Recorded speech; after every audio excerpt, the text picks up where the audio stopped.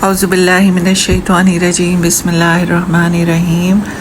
سورۃ البقرہ آیت نمبر 172 سے کرنے لگے ہیں ہم۔ اللہ تعالیٰ فرما رہے ہیں یا ایہا الذین آمنوا کلوا من طیبات ما رزقناکم واشکروا للہ ان کنتم ایاہ تعبدون۔ اے لوگو جو ایمان لائے ہو، ان پاکیزہ چیزوں میں سے کھاؤ جو ہم نے تمہیں عطا فرمائی ہیں، اور اللہ کا شکر کرو اگر تم صرف اس کی عبادت کرتے ہو۔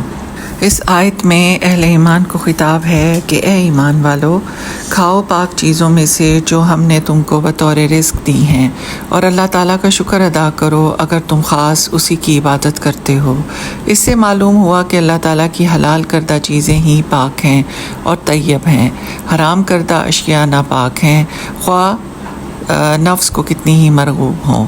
جیسے عیسائی لوگوں کو سور کا گوشت بڑا مرغوب ہے، یا جیسے مشرکین نے بتوں کے نام پر منسوب جانوروں کو اپنے اوپر حلال کر لیا تھا، جس کی تفصیل سورہ الانعام میں آئے گی انشاءاللہ۔ حرام چیزوں کی تفصیل اگلی آیت میں آ رہی ہے، اور یہ فرمایا کہ اگر تم صرف ایک ہی اللہ کی عبادت کرتے ہو تو اس کا شکر ادا کرنے کا اہتمام کرو۔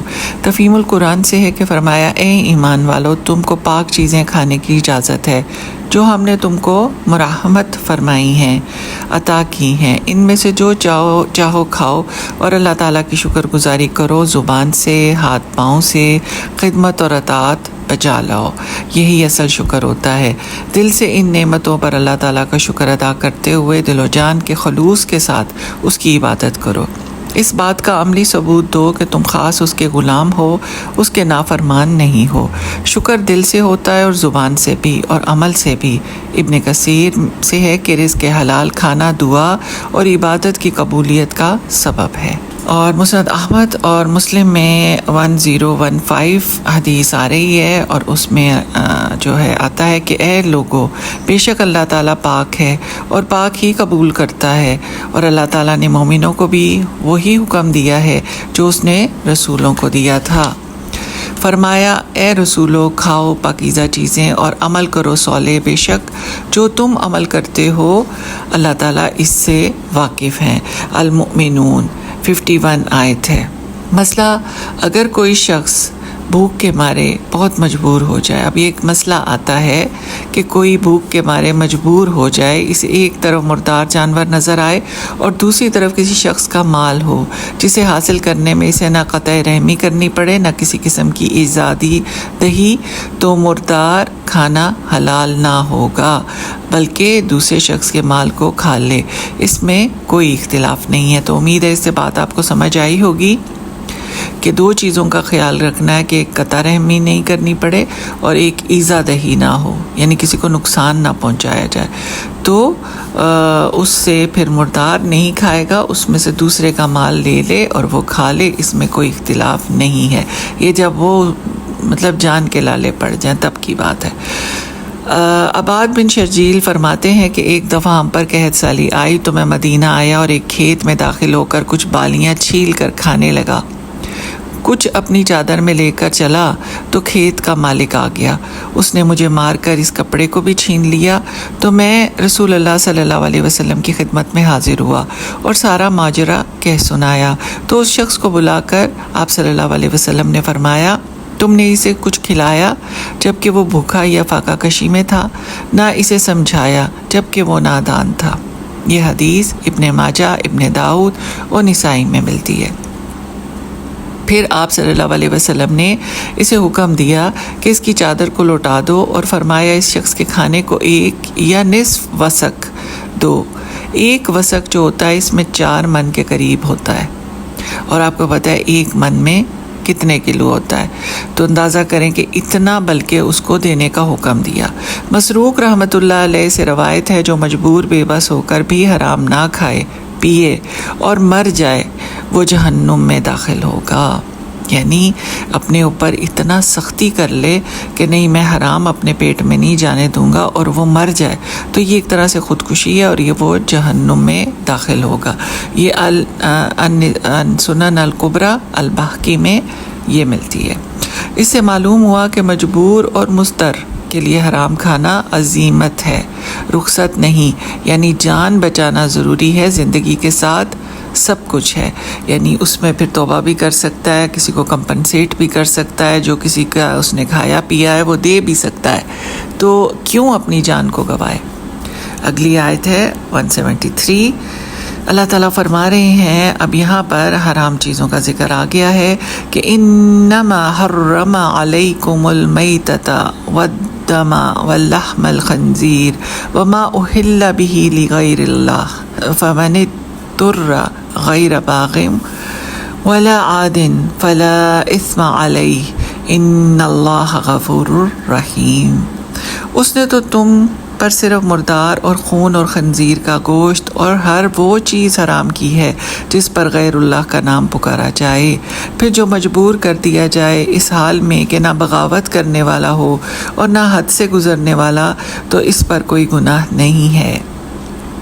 بے شک اللہ تعالیٰ بے حد بخشنے والا نہایت رحم والا ہے۔ بے شک اللہ تعالیٰ نے حرام کیا ہے تم پر مردار، یعنی وہ اور یہ جو مر جائے جانور ہو چاہے وہ حلال، اور اس کے ساتھ بہتا ہوا خون، خنزیر کا گوشت اور اس کی ہر چیز، اور جو غیر اللہ کے لیے نامزد کر دیا گیا ہو۔ یہاں پر اس آیت میں 4 چیزوں کا ذکر ہے جن کو اللہ تعالیٰ نے حرام قرار دیا ہے۔ اب ہم دیکھتے ہیں کہ المیتۃ کیا ہے، یعنی مردار جو شرعاً حلال جانور ہو اور بغیر ذبح کیے ہلاک ہو جائے تو وہ مردار ہے، حرام ہو جاتا ہے۔ اس کی تفصیل سورہ المائدہ میں آئے گی انشاءاللہ۔ فرمایا رسول اللہ صلی اللہ علیہ وسلم نے کہ ہمارے لیے وہ مردار حلال کر دیے گئے ہیں، یعنی ایک مچھلی، دوسرا ٹڈی دل جو مخصوص ہے، نہ کہ ہر ٹڈی جو گھروں میں پائی جاتی ہے۔ البتہ جو مچھلی سڑ جانے کی وجہ سے پانی کے اوپر آ جائے وہ حرام ہے، اس کو نہیں کھانا چاہیے۔ اگر زندہ جانور کے جسم سے کوئی گوشت کا ٹکڑا کاٹ لیا جائے تو وہ بھی مردار میں شمار کیا جائے گا۔ سنن ابی داؤد میں آ رہا ہے 2858۔ تو یہاں پر اس چیز کا خیال رکھا جائے کہ جیسے ہم یہ مرغیاں لیتے ہیں اور ان کو ذبح کرواتے ہیں تو اس کا خاص خیال رکھیں کہ ان کی پوری جان نکل گئی ہو، رگ رگ سے خون بہہ گیا ہو، اس کو ٹائم دیا جائے، جلد بازی نہ کی جائے۔ اگر اس کو اسی طرح گوشت بنوا لیا اور وہ پھڑک رہا ہوا اس میں جان ہوئی تو وہ حرام ہوگا۔ دوسری چیز آ گئی اس میں، اب اس آیت کے مطابق 4 چیزوں کا ذکر ہے تو دوسری چیز آ گئی الدمہ، یعنی بہتا ہوا خون۔ اس کی خرید و فروخت بھی حرام ہے اور اس سے حاصل شدہ آمدنی بھی حرام ہے۔ اس سے وہ خون مراد ہے جو جانور ذبح کرتے وقت بہہ نکلتا ہے۔ تیسری چیز لحم الخنزیر، یعنی سور کا گوشت ہے۔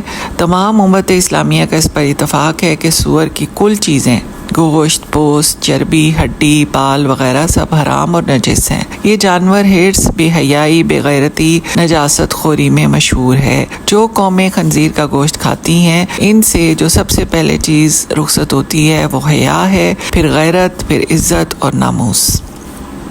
چوتھی چیز، اب اس میں یہ آپ کو کلیئر ہوگا کہ اس کے بال بھی حرام ہوتے ہیں، تو یہ جو مرد حضرات اپنی شیونگ کے لیے وہ یوز کرتے ہیں برش، تو اس کے برسٹلز کو دیکھیں، پتہ کریں کہ وہ سور کے تو نہیں ہیں، کیونکہ یہ بھی حرام ہے۔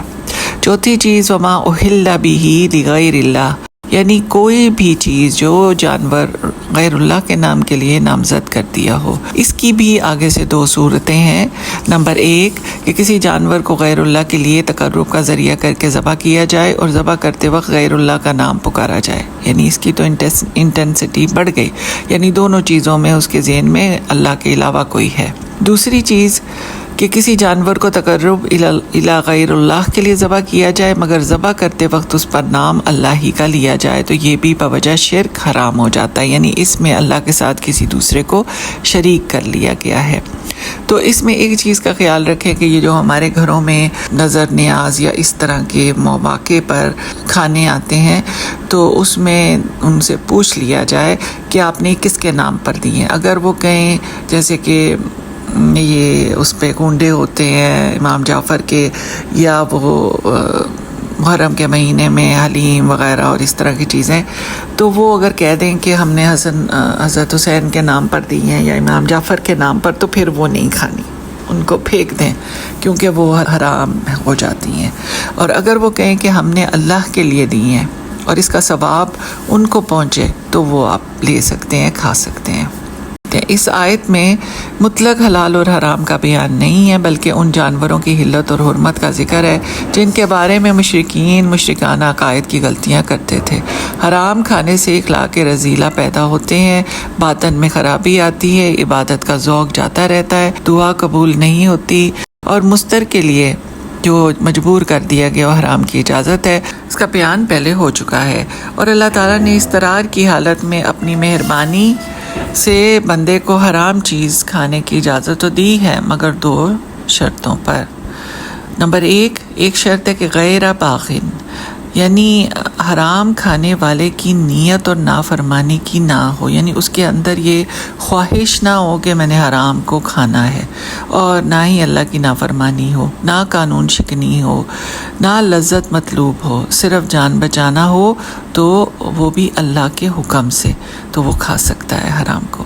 نمبر 2 ہے دوسری شرط لا عادن، یعنی شریعت کی حدود سے تجاوز کرنے والا نہ ہو، مجبوری میں اتنا کھائے کہ جان بچ جائے۔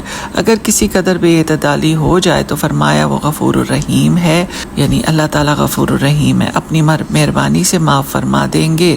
ان شرائط کے ساتھ ہر حرام اور ناپاک دوا کا استعمال کھانے میں نہ ہو یا لگانے میں باتفاق امت یہ جائز ہے، یعنی یہ جو دوائیاں ایسی ہوتی ہیں ان کو بھی لیا جاتا ہے جو جان بچانے کے لیے ضروری ہوتی ہیں۔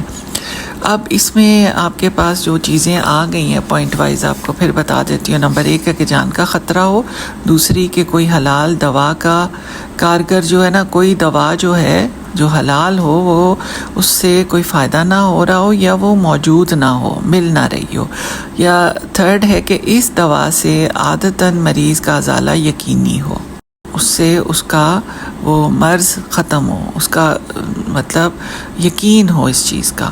4 آتا ہے کہ دوا یعنی میڈیسن سے لذت حاصل کرنا مقصود نہ ہو، جیسے کہ آپ کو پتہ ہے کہ یہ کھانسی کے شربت جتنے بھی ہیں یہ کھانسی ختم نہیں کرتے، یہ صرف ہمیں غنودگی دیتے ہیں، تو اس کو بھی کئی لوگ بوتل کی بوتل پی لیتے ہیں، تو یہ بھی پھر وہ کیا ہوگا، ایسی دوا نہیں لینی چاہیے جو آپ کی سینسز کو وہ وقتی طور پر تھوڑا سلو کر دے، تو یہ شراب کے زمرے، نشے کے زمرے میں ہی آ جاتی ہے، تو وہ نہیں لینی۔ 5 ہے اس میں 5واں پوائنٹ ہے کہ ضرورت سے زیادہ استعمال نہ کیا جائے، معرف القرآن میں آتا ہے، یہ سب جتنی بھی آپ کو بتائی گئی ہیں یہ تمام تفاسیر میں یہی مضمون کے ساتھ ملتی ہیں۔ اگلی آیت ہے 174، اللہ تعالیٰ فرما رہے ہیں کہ ان الذین یکتمون ما انزل اللہ من الکتاب ویشترون به ثمنا قلیلا اولئک ما یأکلون فی بطونہم الا النار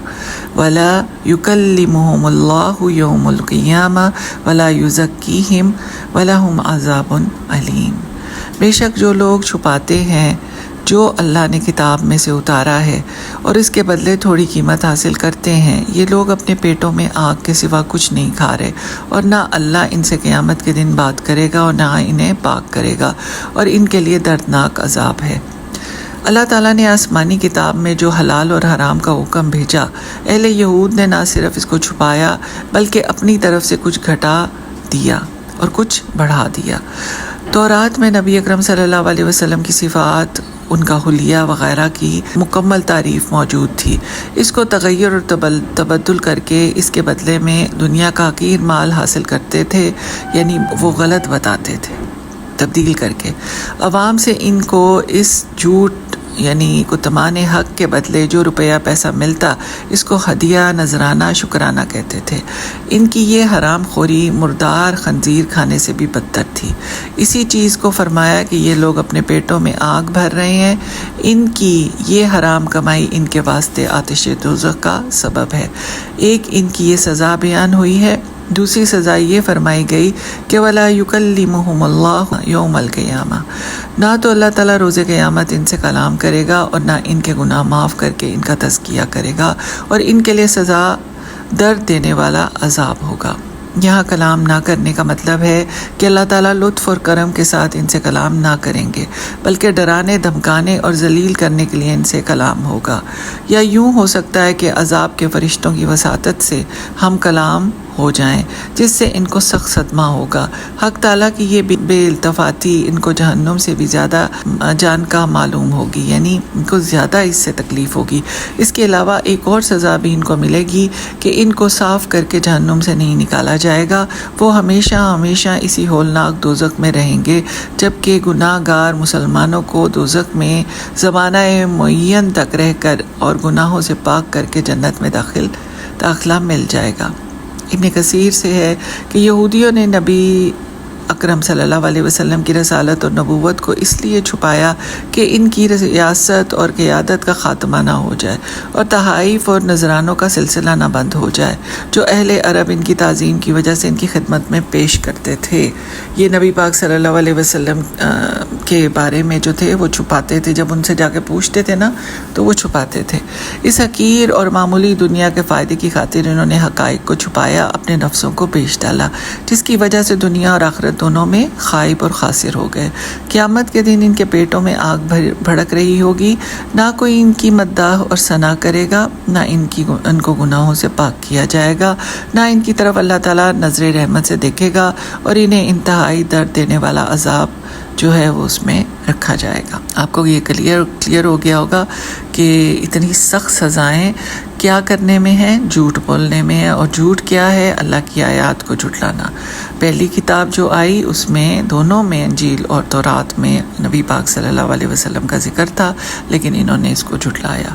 تفسیر القرآن سے کہ یہاں کلام نہ کرنے سے مراد اللہ تعالیٰ کی انتہائی خفگی اور ناراضگی ہے، اور جہاں یہ مذکور ہو کہ اللہ تعالیٰ ان سے کلام نہ کرے گا یا ان کی طرف دیکھے گا بھی نہیں یا پاک نہیں کرے گا، یہ سارے گناہ کبیرہ ہیں، اور مسلمانوں کی کثیر تعداد دوزخ میں داخل ہوگی جب تک نہ گناہوں سے پاک و صاف ہو جائے۔ لیکن کچھ گناہ ایسے ہیں جو دوزخ کی آگ سے بھی پاک و صاف نہ ہوں گے، ان سے بڑی سرزنش سے یا فرشتوں کے ذریعے حساب لیا جائے گا۔ اگلی آیت ہے آیت 176۔ اللہ تعالیٰ فرما رہے ہیں اولئک الذین اشتروا الضلالۃ بالہدی والعذاب بالمغفرہ فما اصبرہم علی النار۔ یہی لوگ ہیں جنہوں نے گمراہی کو ہدایت کے بدلے اور عذاب کو بخشش کے بدلے خریدا، سو وہ آگ پر کس قدر صبر کرنے والے ہیں۔ فما اصبرہم علی النار، آیت 175 ہے۔ اللہ اکبر۔ یہی لوگ ہیں جنہوں نے ہدایت کے بدلے گمراہی اور مغفرت کے بدلے عذاب خرید لیا، یعنی اللہ تعالیٰ کی آیات کو چھپا کر لوگوں کو گمراہ کرنے والے اور آیات کی غلط تعویلات کرنے کے ذریعے لوگوں سے نذرانے وصول کرنے والے علماء اور پیشوا خوب جانتے ہیں کہ ان کرتوتوں کی سزا کتنی سخت ہے۔ اللہ تعالیٰ نے بڑی حیرانی کا اظہار کرتے ہوئے فرمایا فما اصبرہم علی النار، کس چیز نے ان کو آگ پر اتنا صبر دے دیا، حالانکہ وہ صبر کی جگہ نہیں ہے۔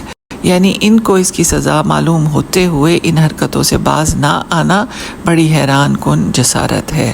تفہیم میں ہے کہ کیسی عجیب بات ہے کہ کیسا ان لوگوں کا حوصلہ ہے کہ جہنم کا عذاب برداشت کرنے کے لیے تیار ہیں۔ ابن کثیر میں ہے کہ ان لوگوں کے لیے ہدایت تو یہ تھی کہ ان کی کتابوں میں جو آپ صلی اللہ علیہ وسلم کی نبوت میں بشارت اور اوصاف اور صفات کا تذکرہ تھا، اس کو عام کرتے، اس کی تصدیق اور اتباع کرتے، پیروی کرتے، مگر انہوں نے، یعنی کہ سب سے پہلے آپ صلی اللہ علیہ وسلم کو ماننے والے ہوتے، مگر انہوں نے اس ہدایت کے بدلے ضلالت اور گمراہی خرید لی، کتاب تورات اور انجیل میں لکھی صفات کو چھپایا اور عذاب الہی کا سبب بن گئے، جس کی وجہ سے وہ بے حد سخت اور ہولناک عذاب میں گرفتار ہوں گے، اور دیکھنے والے کہیں گے کہ یہ کیسے برداشت کرنے والے ہیں جس وقت یہ لوگ ہولناک سزاؤں اور جہنم کی بیڑیوں میں جکڑے ہوں گے۔ اللہم احفظنا منہ، اللہ تعالیٰ ہمیں اپنی حفاظت میں رکھنا ایسے لوگوں سے۔ یہ کیسے لوگ ہیں جنہوں نے مغفرت چھوڑ کر عذاب سر پر لیا؟ بس شاباش ہے ان کی ہمت پر، کیسے جہنم میں جانے کے لیے یہ تیار بیٹھے ہیں۔ انہوں نے خود اسباب جہنم کو اختیار کیا۔ اس سے معلوم ہوتا ہے کہ ان کو آتش جہنم کو برداشت کرنے کی بہت طاقت ہے۔ ان کی دلیری سے تو یہی ظاہر ہوتا ہے یہ بات اظہار تعجب کے طور پر کہی گئی ہے، تعجب کے ساتھ یہ بطور تان اور تنبیہ کے لیے بھی فرمایا ہے تاکہ یہ آخرت کی باتوں کو آپ صلی اللہ علیہ وسلم سے سن کر متنبہ ہو جائیں، خبردار ہو جائیں اور ایمان لے آئیں، لیکن یہ دانستہ طور پر جانتے بوجھتے ہوئے دلالت اور گمراہی میں پڑے، جس وجہ سے یہ ساری مذکورہ سزاؤں کے مستحق ہوئے ہیں۔ اب اس میں ایک جو قابل غور چیز ہے نا کہ ہم نے کانٹیکسٹ میں تو یہود اور نصارہ کی بات کی ہے اور ان کے خاص طور پر ان کے ربیز کی اور ان کے جو یہ ہیں پیسٹرز ہیں اور جو بھی ہیں ان کے بڑے، لیکن اس میں ہم لوگوں کو مسلمانوں کو بھی بہت احتیاط کی ضرورت ہے۔ ہمارے جو مولوی حضرات ہیں، جبکہ مولویزم اسلام میں نہیں ہے، وہ کئی ایسے فتوے دے دیتے ہیں جو کہ قرآن کی اصل روح نہیں ہوتی، تو ان کو بھی ان سزاؤں سے ڈرنا چاہیے۔ اور اسی طرح عام جو مسلمان ہیں، میرے جیسے آپ جیسے، ہم لوگوں کو بھی ایسی باتیں کرتے ہوئے ڈرنا چاہیے جو کہ اللہ تعالیٰ نے فرمائی ہوں اور ان کو ہم چھپائیں یا اللہ تعالیٰ نے نہ فرمائی ہوں، کیونکہ اس کی سزا بہت زیادہ ہے۔